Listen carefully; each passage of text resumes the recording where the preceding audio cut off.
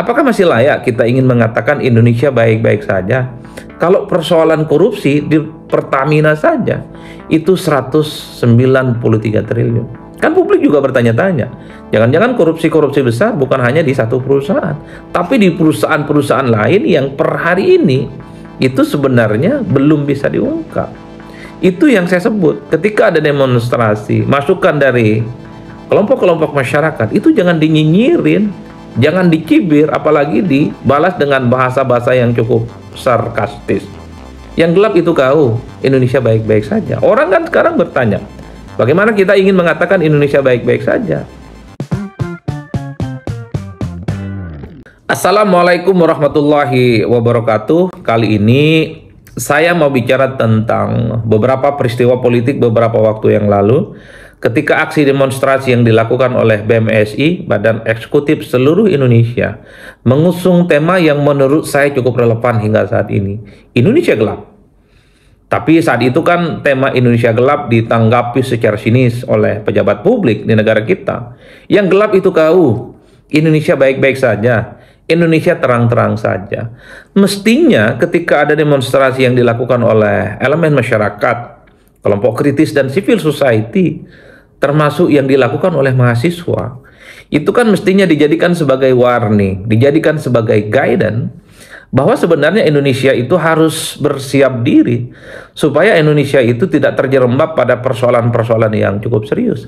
Per hari ini, ketika begitu banyak persoalan-persoalan kebangsaan, mulai dari persoalan ekonomi, persoalan korupsi, persoalan ketenagakerjaan, itu kan publik bertanya-tanya, nah sekarang siapa yang gelap? Indonesia kah atau dirimu yang gelap? Oleh karena itu, ketika ada demonstrasi Indonesia gelap, itu kan seakan-akan mengkonfirmasi secara perlahan bagaimana apa yang terjadi di Indonesia saat ini memang sedang tidak baik-baik saja. Contoh, kan ada kasus korupsi yang cukup luar biasa, 193 triliun yang terjadi pada perusahaan negara. Bagaimana mungkin kita akan mengatakan Indonesia itu baik-baik saja kalau masih saja ada oknum-oknum kekuasaan di pemerintahan yang menggarung duit negara cukup luar biasa? Kan kita tahu bahwa kebocoran anggaran kita sejak lama ini kan sudah 30%. Dan per hari ini itu seakan-akan terkonfirmasi bahwa persoalan korupsi adalah menjadi kanker yang sebenarnya akan membuat Indonesia itu hancur.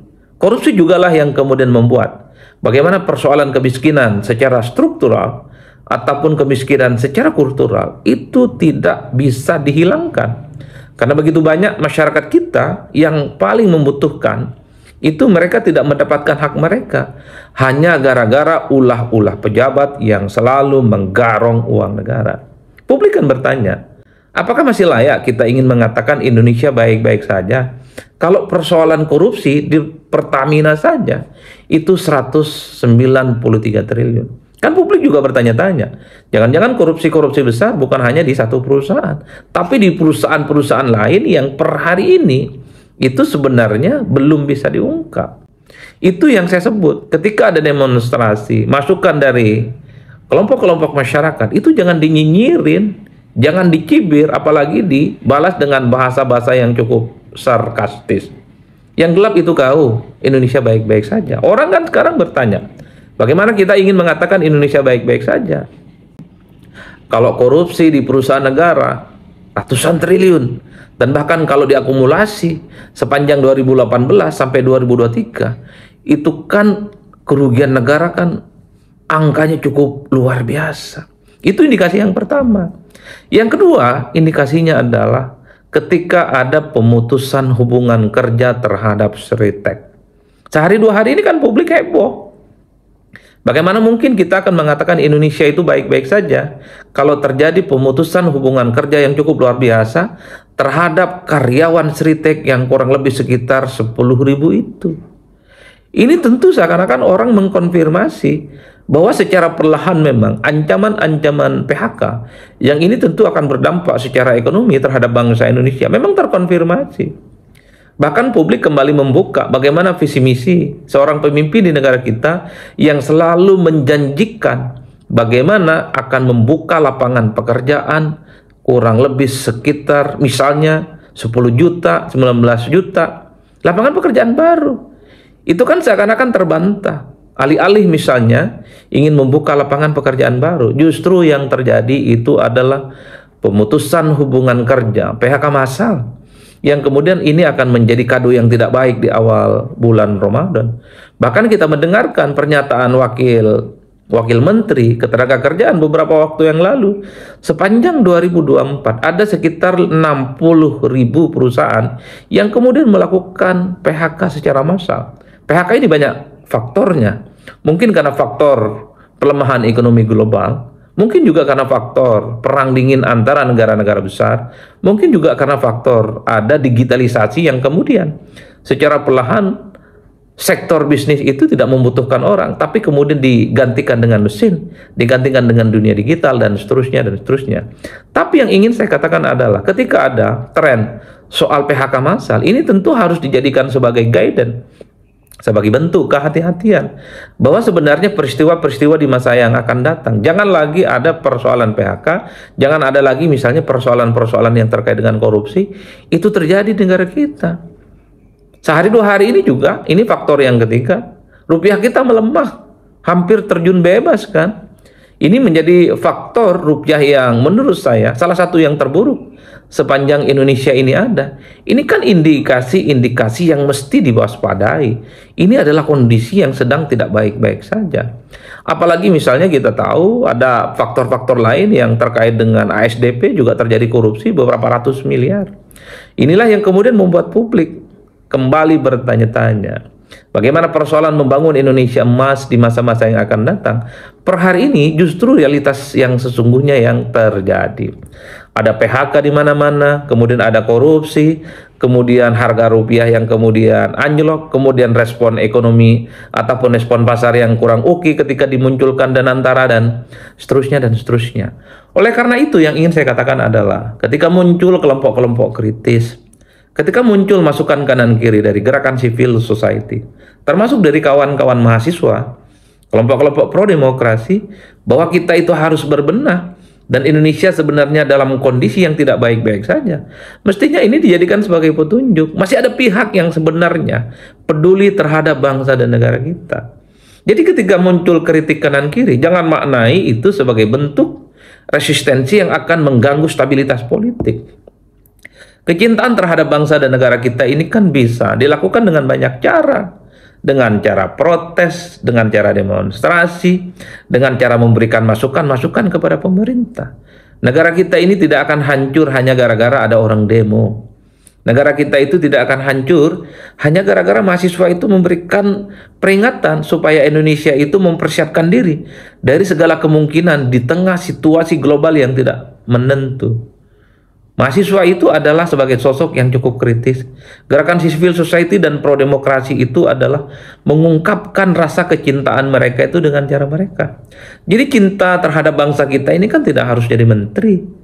Cinta terhadap bangsa ini tidak harus jadi presiden dan wakil presiden. Cinta terhadap bangsa dan negara kita ini tidak harus jadi wakil menteri. Tidak harus jadi utusan khusus. Tidak harus jadi kepala badan. Tidak harus jadi staf sus dan seterusnya dan seterusnya. Banyak cara yang dilakukan oleh warga negara biasa untuk mencintai bangsa kita. Salah satunya adalah selalu mereminding, selalu memberikan masukan-masukan bahwa kondisi kita, Indonesia hari ini, tentu dalam situasi yang menjadi pertaruhan supaya Indonesia itu betul-betul menjadi Indonesia emas. Persaingan global, perang dingin misalnya antara Amerika dan China, situasi ekonomi global yang kemudian melemah, dunia digital yang kemudian secara perlahan meminggirkan bagaimana peran-peran manusia. Ini kan harus dikonfirmasi sebagai sebuah bagaimana Indonesia itu memang mempersiapkan segala pondasi, mempersiapkan segala resource supaya kita itu tidak terjerembab pada persoalan-persoalan yang cukup serius. Persoalan kemiskinan, persoalan pengangguran, persoalan pemutusan hubungan kerja, dan seterusnya dan seterusnya. Jadi apa yang terjadi dengan hari ini ya, soal korupsi yang 193 triliun, yang terkait dengan PHK Seritek, kemudian misalnya respon pasar terkait dengan Danantara itu rada-rada kurang oke, termasuk juga soal misalnya bagaimana hal-hal yang terkait dengan rupiah kita yang sangat lemah per hari ini yang kemudian harus menjadi petunjuk bahwa Jangan sampai hal-hal yang sebenarnya secara perlahan mengkonfirmasi Indonesia itu tidak baik-baik saja, itu harus segera dicarikan solusi dan antisipasinya. Tentu di atas segala-galanya, kita mencintai bangsa kita ini dengan cara kita masing-masing. Apa yang sudah terjadi, ini semoga di masa-masa yang akan datang, bangsa kita, pemimpin kita, mari kita doakan. Semoga ada solusi-solusi yang kemudian konkret, supaya peristiwa-peristiwa yang per hari ini mengarah kepada situasi yang kurang oke, itu bisa diantisipasi secepat mungkin. Dan pada saat yang bersamaan, di tengah situasi ekonomi kita yang tidak oke dan tidak baik-baik saja, tentu di tengah situasi ekonomi yang global, yang sedang gundah gulana dan tidak menentu, para pejabat publik janganlah menunjukkan gaya hidup yang glamor. Para pejabat publik dan keluarganya janganlah menunjukkan sikap-sikap yang bahwa mereka itu bergaya hidup hedon dan kemudian seakan-akan menutup mata pada kondisi bangsa Indonesia yang per hari ini ternyata begitu banyak saudara dan kawan-kawan kita yang secara perlahan mengalami PHK, mengalami mereka itu tak lagi punya pekerjaan dan semakin sulit untuk mendapatkan pekerjaan yang layak. Saya kira di situ. Semoga ini ada manfaatnya, semua peristiwa politik per hari ini, dan tentu kita berharap pemerintah mengantisipasi segala kemungkinan yang kemudian tidak menentu di masa-masa yang akan datang. Salam politik syai'un syai'un, pastinya mantap semantap mantapnya.